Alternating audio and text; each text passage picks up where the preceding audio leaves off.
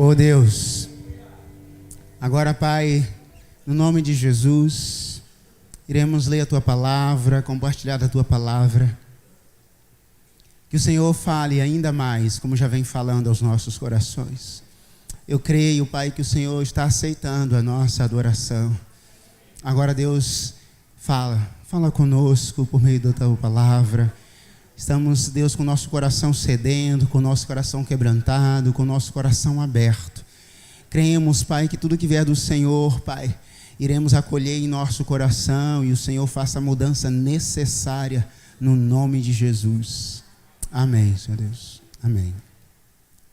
Lucas 22.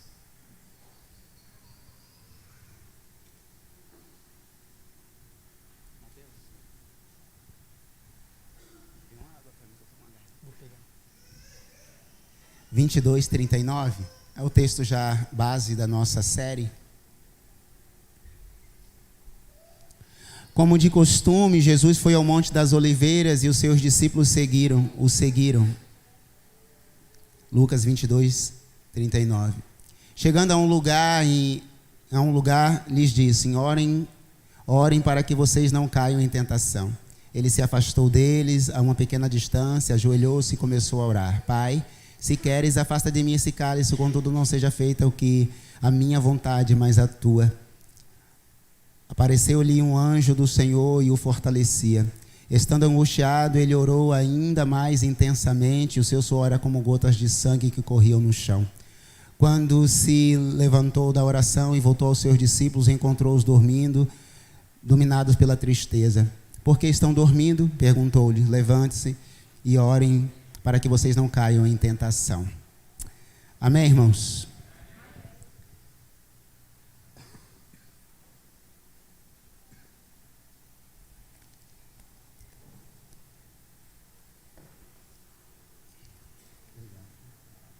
A garganta foi tudo que tinha para hoje. Eu quero recapitular brevemente o que nós temos trabalhado nesta série Esmagado. Falamos na semana passada, retrasada, melhor dizendo, o que provocou o esmagamento de Jesus. Falei 4 princípios. Primeiro, ele se sentiu só, desamparado, abandonado. Também ele sentiu o peso da responsabilidade, que era uma responsabilidade imensa. A fragilidade dele ser humano, dele ser gente, como todos nós. E último, o peso do pecado da humanidade. Então, o que provocou o esmagamento de Cristo, como está descrito em Isaías 53, versículo 5, por causa das nossas transgressões, ele foi transpassado e esmagado. Então, o que provocou esse esmagamento foram esses 4 princípios. Para hoje, eu quero falar com os irmãos, na verdade, como suportar o esmagamento. A primeira pergunta foi o que provocou, e agora tentar responder, à luz do texto, o que de fato e o que é preciso fazer para suportar o esmagamento da vida. Para tanto, eu tenho uma breve história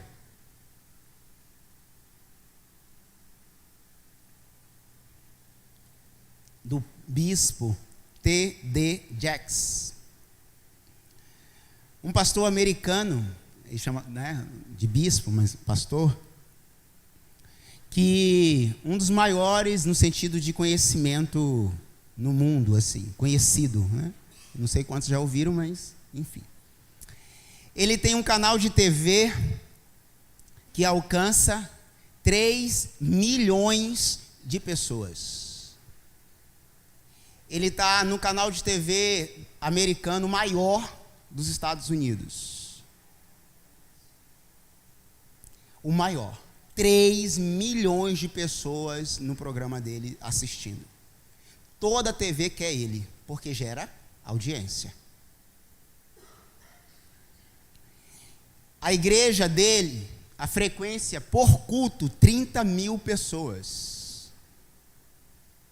É chamada aqui, nos dias de hoje, de megas igrejas. 30 mil pessoas. Um quarto da população de Guarapari em uma cerimônia, em uma celebração. Esse é o pastor T.D. Jakes. Vários livros publicados no mundo inteiro. Um deles, Esmagado.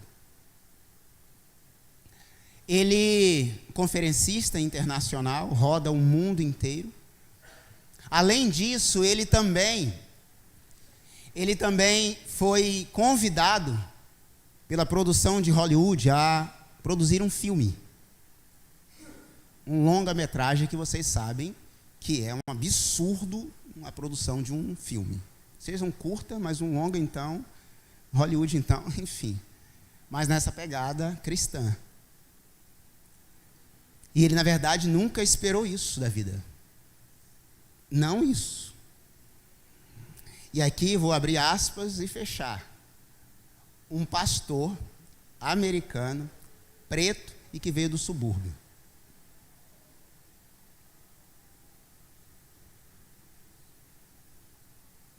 Muitos nós conhecemos aí. Alguns dos grandes livros que eu já li, muitos no seminário e outros, a maioria dos pastores são americanos brancos. Não que não tenha, não. Tem um monte, claro, né? Até porque lá tinha igreja de preto e igreja de branco. E esse pastor, ele estava assim, no auge, se é que eu posso dizer isso, né? E alguns não vão entender, porque a carreira americana para pastor é de fato, existe uma carreira. Porque não é só uma vocação pela vocação. É a vocação também, mas existe uma academia para isso, enfim. E ele desenvolvendo ministério, tudo certo, viajando o mundo inteiro, ganhando almas para Jesus, e isso e aquilo. O ministério dele estava assim, tudo certo, aparentemente tudo certinho. Eu creio que deva ser um sonho de todo o ministério pastoral, de toda a igreja, que a sua igreja ganhe a comunidade, ganhe o bairro, ganhe a cidade. Imagine uma celebração, 30 mil pessoas. Estacionamento, irmão, tem que andar quilômetros para chegar num lugar onde a adoração acontece. Passa carro para poder deixar na frente da porta, porque o lugar é longe. É muita gente. É como pegar o nosso complexo ali, e cabe muita gente ali acontece a celebração com 30 mil pessoas. 2, 3 no dia. Então assim, para ele as coisas estavam acontecendo, fluindo. E estava bem, graças a Deus, e orava, vigia de oração, então milhares de pessoas. Um programa de TV, 3 milhões de pessoas, Jesus. Por fim, a filha dele chegou assim, de 13 anos, disse: pai, eu tenho uma notícia para te dar. Estou grávida.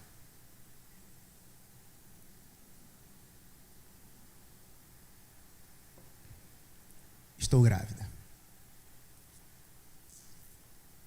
Aí você pode pensar assim, acabou o ministério dele, né?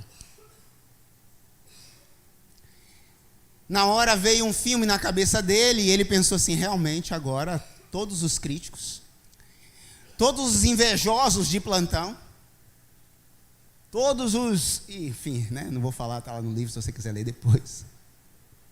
Vai falar assim, também cuidou de todo mundo, agora não cuidou da casa. Ganhou um monte de gente, perdeu a casa. E você acha que não passou no coração dele isso? E ele passou dias pensando e falando com Deus. Acolheu a filha, cuidou da filha, mas começou a pensar assim, Deus, e agora? E agora? Mas Deus falou com ele, e aí tem uma frase que eu gosto muito, eu coloquei aqui na minha memória. Deus não estava me enterrando. Eu estava sendo plantado. Deus não estava me enterrando, eu estava sendo plantado. Naquele momento ele sentiu assim, eu estou sendo esmagado no auge da minha vida. Tudo está dando certo e agora parece que Deus fala assim, não, é agora que você vai provar quem eu sou. Eu vou não te enterrar, eu vou te plantar para que você ainda dê muito mais frutos.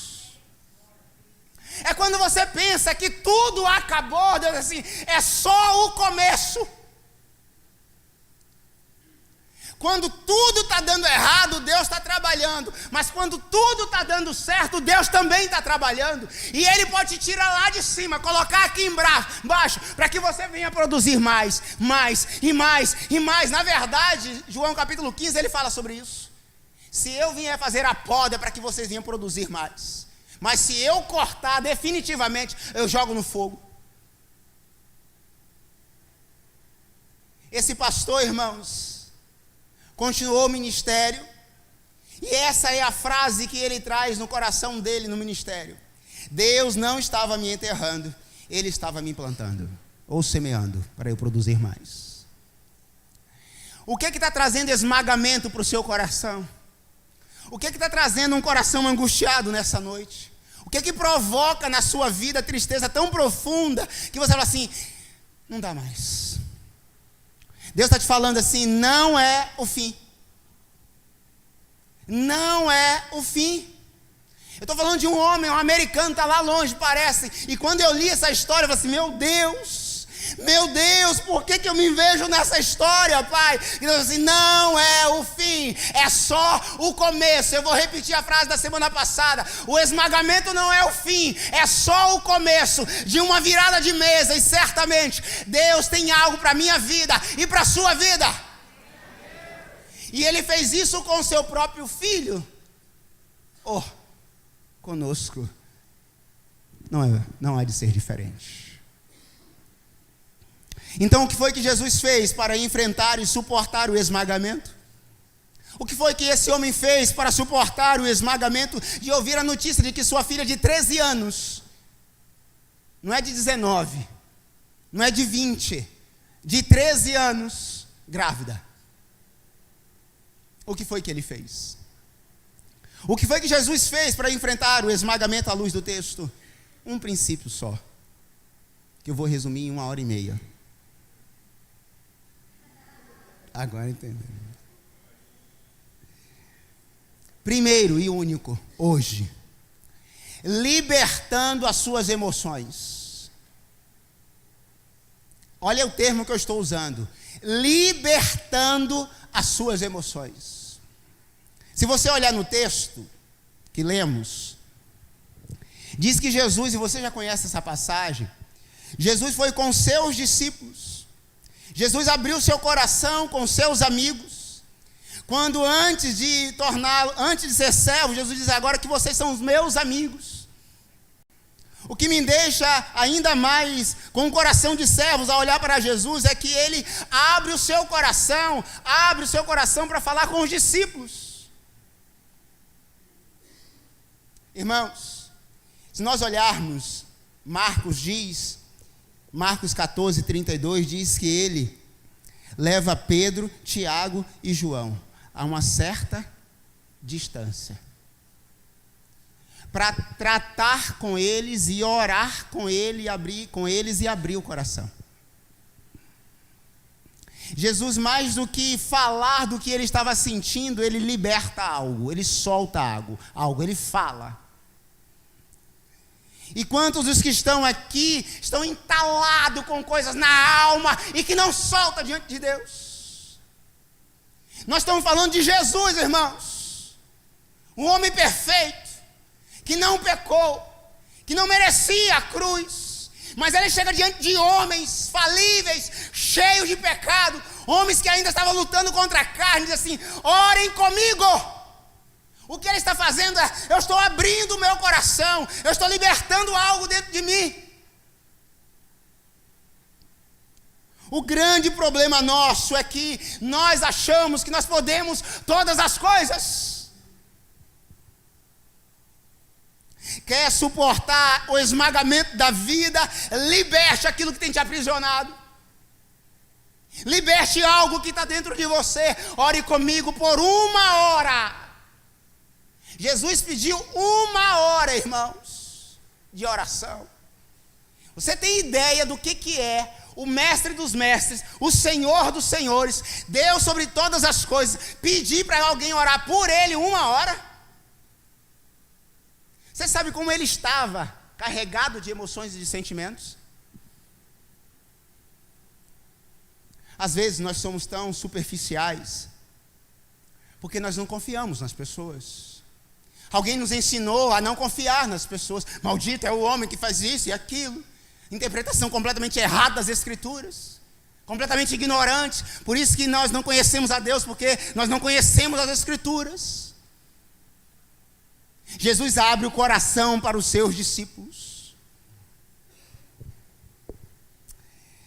Há uma frase de um pensador que diz assim, que o coração tem as suas razões que a própria razão desconhece. Fomos educados para sabotar as nossas emoções. Nós fingimos ser o que não somos. Nós fingimos estar bem quando não estamos bem. Nós fingimos ser forte quando Deus diz assim, eu sou fraco. Eu fiz de fraco para com os fracos. E eu preciso reconhecer que eu não sou nada. Eu preciso de ajuda. Por 3 vezes Jesus disse assim, orem comigo por 1 hora. Você acha que ele estava falando o quê? Ele estava libertando algo que estava dentro dele. Quem já ouviu aqui, dos que estão aqui, homem não chora, engole o choro, ser homem, se comporta assim, faça isso, faça aquilo. Quantas pessoas foram abusadas, maltratadas, sequestradas na sua alma, como diz o padre Fábio de Mello, e ainda assim não conhece quem é e não se reconhece quem é, porque está dentro dela fingindo ser o que não é. 1 hora isso vai explodir em alguma coisa. 1 hora essa sabotagem vai surgir de algum lugar ou em algum lugar.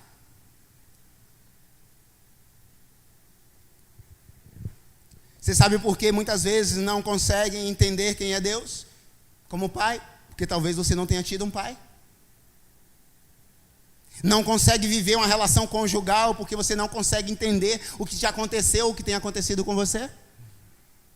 Não consegue entender porque muitas vezes você não entende os seus filhos, porque você como filho não entende. Qual foi a última vez que você colocou algo diante de Deus e abriu seu coração para Deus de forma rasgada e verdadeira? Eu poderia dizer, com outras palavras, qual foi o dia em que você se despiu diante de Deus? Eu sou assim, eu estou desse jeito. Ele já sabe, querido, ele já sabia de Adão e Eva. Ele já sabia. De antemão ele já sabia. Mas ele já perguntou, e aí, cadê vocês? Estava todo mundo, quem foi? Não, foi ela, foi ele, foi isso, foi ele, foi aquilo, foi a serpente, foi todo mundo. Então todo mundo vai receber punição. Porque ninguém confessa. Nós somos bons demais. Nós somos santos demais. Nós somos preparados demais para dizer assim, eu não estou bem. E aí quando eu digo assim, ajude-me em oração, ele é fraco. Ele está em pecado. Pastor então... Pastor tem que ser. É peito de aço. Super-homem é pouco. Kryptonita. Já leram o livro? Não, né? Leiam. Kryptonita. Qual é a tua fraqueza? O que é que rouba a sua força? É a próxima série. Tá aí. Tem um monte de série. Netflix.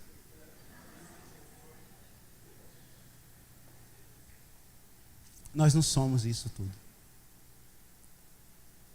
Aqui entre nós, e a mídia inteira,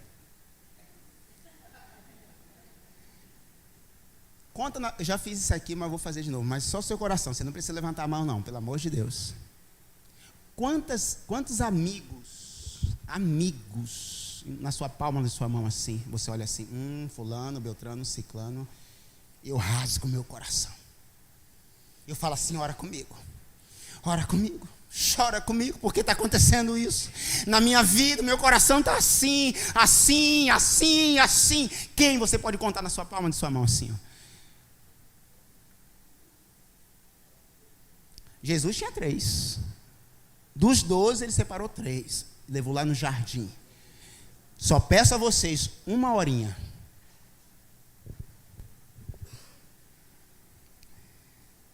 Há uma frase que diz o seguinte: É possível que os piores momentos da sua vida realmente se tornem pontos de virada, de triunfo nas mãos de Deus. Gênesis 50, versículo 20 diz isso. Vocês planejaram mal contra mim, mas Deus o tornou em bem, para que hoje fosse preservada a vida de muitos. Aquilo que é de pior, aparentemente, na sua vida, hoje, é o que Deus vai transformar em bem amanhã. A sua dor de hoje vai ser a sua alegria de amanhã. Mas alguém perguntou, e tem um livro assim, se a alegria não vier amanhã? Porque tem sempre um pessimista de plantão para dizer. E se não vier amanhã? Mas quando que é o amanhã? Aí eu pergunto, quando que é o amanhã? Para a gente o amanhã é o dia... Amanhã que dia? Segunda, 17. Amanhã para a gente é 17. Mas não existe isso. Isso é um tempo para nós. Isso é o tempo. Quando o texto diz que a alegria vem logo ao amanhecer, quando que é o amanhecer? Na verdade, o que é céu e o que é inferno? Deixa eu piorar um pouco mais. O que é para cima e o que é para baixo? Isso já é filosofia, né? Vamos...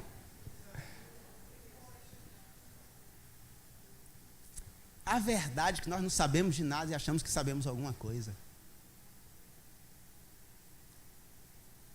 Todo o conhecimento que temos não é nada diante do Criador. O que eu preciso fazer é libertar o que está me prendendo. Mas quem eu posso fazer isso, pastor? As pessoas hoje não são confiáveis. Ô, irmão, aprenda a selecionar. Cristo tinha uma multidão, ele disse assim, fulano, beltrano, ciclano, vem. E 12 ele chamou. Dos 12, ele sabia que um ia negar, que ia vendê-lo. O outro ele sabia que ia negar, e a galera ia se espalhar depois. Mas mesmo assim, ele chamou 3 para orar com ele. Você não pode suportar tudo sozinho. O que preciso fazer, queridos, então, para que isso aconteça? Esse libertar das emoções aconteça. Esvazie o copo.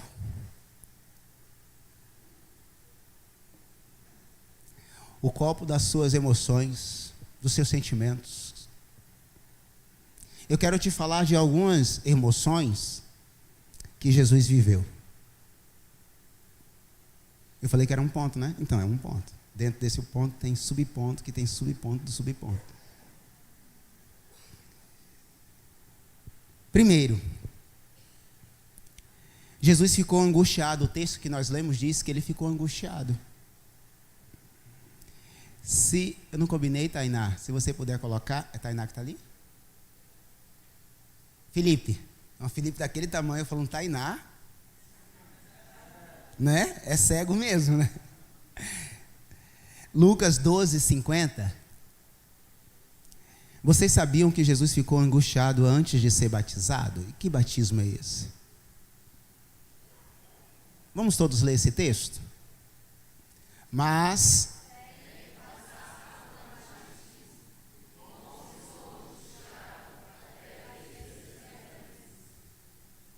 Jesus estava falando de quê? Crê. Ele estava angustiado. Alguém aqui não precisa levantar a mão. Alguém já ficou angustiado? Alguém diz assim, eu durmo com angústia. Não. Rapaz, essa equipe é boa mesmo, hein? Ele ficou angustiado, querido. O texto em que nós lemos de Lucas diz que ele ficou profundamente angustiado. Quer mais?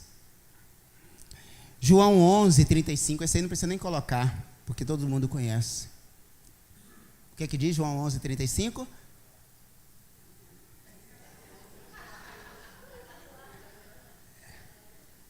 Vamos lá, o que diz João 11:35? Jesus chorou. Jesus chorou. Ele chorou por quê? O seu amigo Lázaro estava morto, gente. Não, eu não choro diante do luto, diante da dor. Que isso? Eu sou crente. E olha que ele sabia que ele mesmo iria fazer o milagre, mas ele chorou. Ele ficou angustiado. Diante de uma multidão, Jesus não teve vergonha ou medo de chorar e de ficar angustiado. E às vezes nós fingimos ser o que não somos, ter o que não possuímos, fingimos ter uma espiritualidade que não temos. Deus te vê no secreto, e no secreto, quando Ele se revela, Ele te conhece. Não tenha medo de ser quem você é, porque Deus já te conhece. Terceiro, não precisa projetar o texto, e ele teve compaixão. Ele sentiu a dor do outro, a viúva de Naim, a samaritana, a mulher com hemorragia, a mulher pegando em adultério, todas essas histórias. Ele sentiu a mesma dor, no original é sentir nas entranhas, já falamos sobre isso. Ele abençoou as crianças, o ato de hoje me fez fazer essa reflexão. Ninguém queria que as crianças encostassem em Jesus, os próprios discípulos disseram, não, deixa vir, eu vou abençoar. Ele estendeu a mão e abençoou no ato profético. Vocês sabiam que Jesus irou? Jesus irou diante de um monte de gente. Ireis e não? É uma linha tênue e perigosa. Porque a nossa ira não é ira, a nossa ira é raiva mesmo. Jesus entra na casa, na sinagoga, e tem um comércio lá dentro. Irmãos, aquilo que estava queimando no coração de profeta dele, assim, ele pegou um chicote e saiu levantando cadeira e mesa, tirando tudo. Você já pensou? Não. Pastor, vamos fazer um negócio desse? Vai a gente levantar a mão e falar bem assim, está acompanhado não. Mas você acha que não pensaram isso dele não? Pensaram. Chamaram Jesus de beberrão e comelão, porque ele estava fazendo isso, andando com as pessoas, cuidando de gente, se preocupando com gente, curando gente, cuidando das pessoas. Ele virou a mesa e disse, não, a casa, o temor pela casa do meu pai me consome. Você acha que às vezes não dormir, se preocupar em fazer as coisas para Deus, porque consome quando a gente quer fazer as coisas para Deus, e outros não querem, e ainda tenta impedir de fazer algo para Deus, isso consome. Jesus falou assim, não, eu vou fazer. E virou a mesa e limpou a casa de Deus. Nós ouvimos hoje, irmãos, pela manhã, a missionária, oh Deus, como Deus falou comigo. Um lixo na porta do templo da igreja no Peru. Foi? Na África, não foi? Foi na África. Foi. O lixo, na verdade, ela fez uma aplicação assim, o lixo, na verdade, não estava na porta, estava dentro. O lixo estava dentro da sinagoga, Jesus disse assim, sai. Isso me consome. E ele irou. Quer mais? Aí, se você puder projetar, Marcos 3:5. Eu estou concluindo. Marcos 3:5. Vamos todos ler?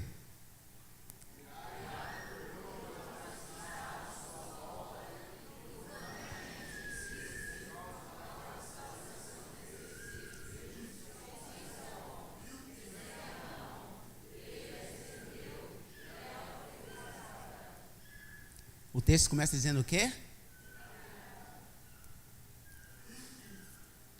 Jesus, irmãos. Ele irou, ele chorou, ele ficou angustiado, ele ficou triste, ele teve fome. Escondido? Ninguém precisa saber, não, que eu estou com raivinha, não.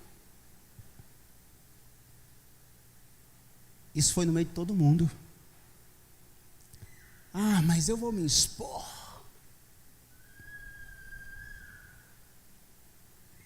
Ah, irmão. Não há exposição quando você abre o seu coração diante de Deus. Jesus, tudo que ele tinha para falar, ele falava e fazia. Ele libertava as emoções de uma forma leve e soltava. Há alguns sermões, 3 sermões de Jesus que é carregado de emoções. João 13, que é a base do ministério que está no meu coração. Bacia e toalha. Vocês vão cansar de ouvir isso aqui. João capítulo 17, a oração de despedida de Jesus. É linda essa oração, e ele ora pelos discípulos, ele glorifica o Pai, ele ora por nós, que ainda não existíamos. Rogo por aqueles que ainda virão. Eu estou indo para a casa do meu Pai. É uma das orações mais lindas. Mas há um sermão muito duro de Jesus, mas carregado de emoções. Mateus capítulo 23, quando ele fala para os fariseus e mestres da lei: raça de víboras e sepulcros caiados, por fora vocês são lindos, por dentro estão podres e fedidos. Quem falou isso? Jesus. Eu te apresento uma versão de Jesus que você talvez não conhecia.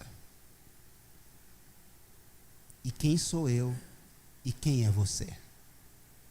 Diante do esmagamento da vida, eu posso.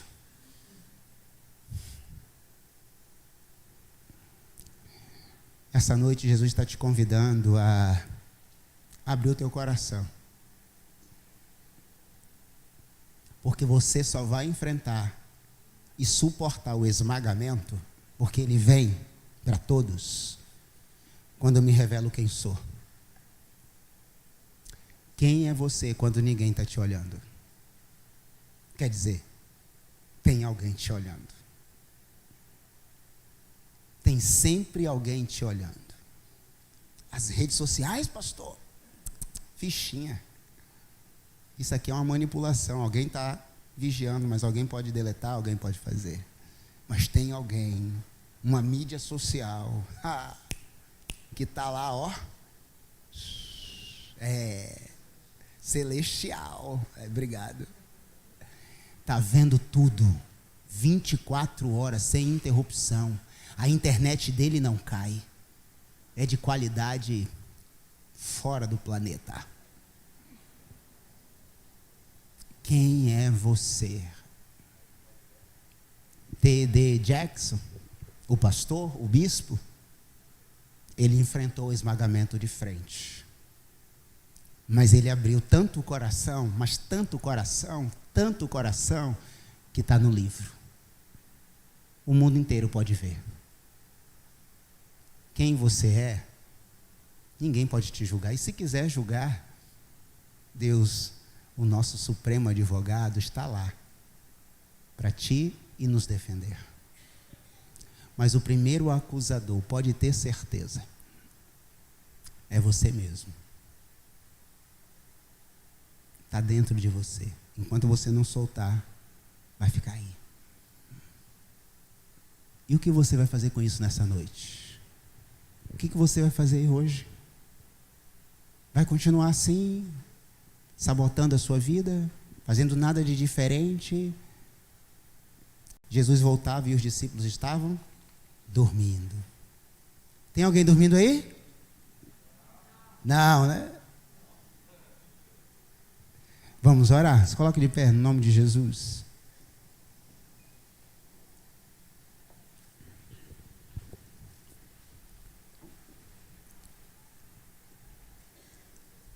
Em nome de Jesus.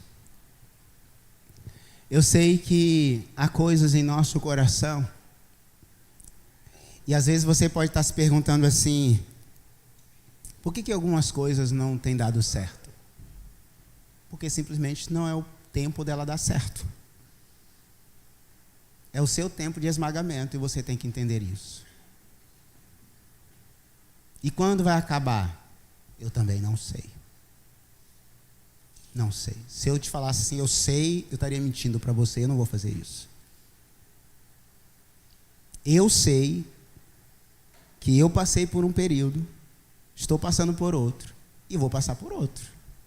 E vou passar, porque a vida é assim. E o que é que eu faço? Não é porque eu passo por ela, é o que eu faço no período do esmagamento que faz a diferença. O que é que você vai fazer com o que você tem vivido hoje? O que você vai fazer? Jesus levantou dali e encarou a vida. Melhor, a cruz. E você, o que você vai fazer? Mas está tudo bem, pastor. Eu vou logo te dizer, não está bem. Não minta para você. Se você está longe de Deus, não está tudo bem. Não está tudo bem. Você pode até acreditar nessa mentira. Como diz Augusto Cury, a mente mente. Então você pode acreditar nessa mentira, porque é uma mentira. Não está tudo bem. O profeta disse: como está a tua casa? Está tudo bem? Não está tudo bem. Se você está longe de Deus, não está tudo bem. Se você se afastou dele em algum momento, não está tudo bem. Mas eu estou aqui, pastor, toda semana. Não quer dizer nada. Não quer dizer nada. Como é que está você agora?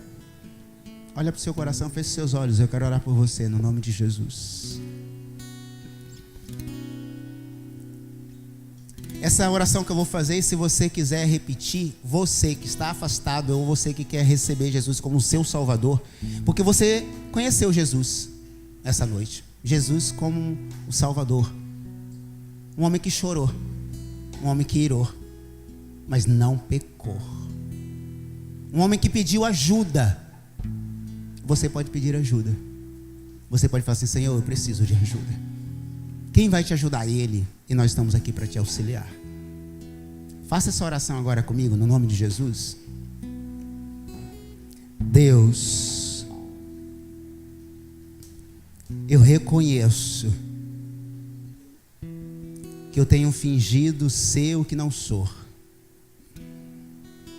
Eu reconheço que preciso de ajuda. Eu reconheço que só o Senhor pode me salvar. Eu reconheço no Senhor o Deus da minha salvação. Bendito Deus e Pai que estás nos céus. Obrigado, Deus, por essa noite. Obrigado, ó Pai, porque o Senhor está aqui. Obrigado por tua palavra. Aos que fizeram esta oração, Deus, que o Senhor acolha essas orações, cuide de cada um deles e revele, Deus, de uma forma tão intensa o teu Espírito Santo nesses corações, que saiam daqui na certeza de que eles não estão só. O Senhor é com eles, como é conosco. Nós oramos, Deus, agradecidos ao Senhor, agradecidos, Pai, por tua palavra, no nome de Jesus.